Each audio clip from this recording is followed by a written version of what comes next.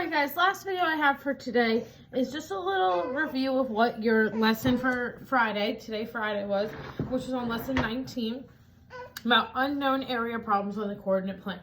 So similar to what I talked about in the previous videos, again, today's assignment is all about problem solving. How can I figure out what I need to do with what's given to me? And for this assignment today, you have to take several different shapes and find the area of them. You're going to do this by breaking them apart into pieces.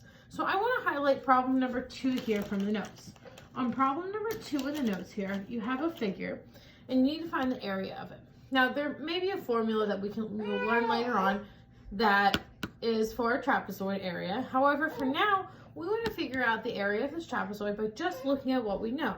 Well, we definitely know how to find the area of a triangle and the area of a rectangle. So what I did is I took that shape and I broke it apart into just triangles and rectangles. So I took the triangle on the end here, triangle on the other end, and rectangle in the middle.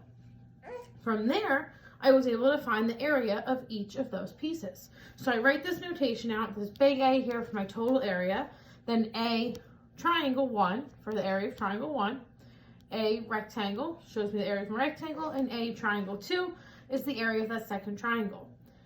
To find that actual area, I plug in all of my dimensions for the figures as they're listed above.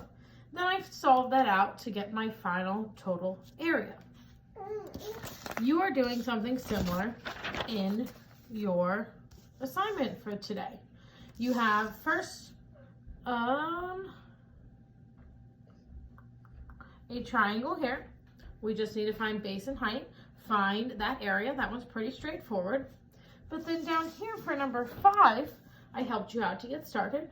We can break this again into a triangle and a rectangle. So I kind of highlighted here each of those different figures, so it's up to you to count out the dimensions and find what my base and height of my triangle are, the length and width of my rectangle, and solve for that total area. On the side over here, there's 2 bonus problems. You can earn up to 2 bonus points today by looking at these 2 composite figures and figuring out the area of each of those. Number 4 here shows you 2 different figures. You have a rectangle there on the bottom, and on the top you have a semicircle. So if you need to find the area of that semicircle, you're going to use half of the formula for area, which is pi r squared. On the bottom here, there are several different ways you can figure out this problem depending on how you want to break it up and what kind of shapes. And I'm going to leave that one up to you.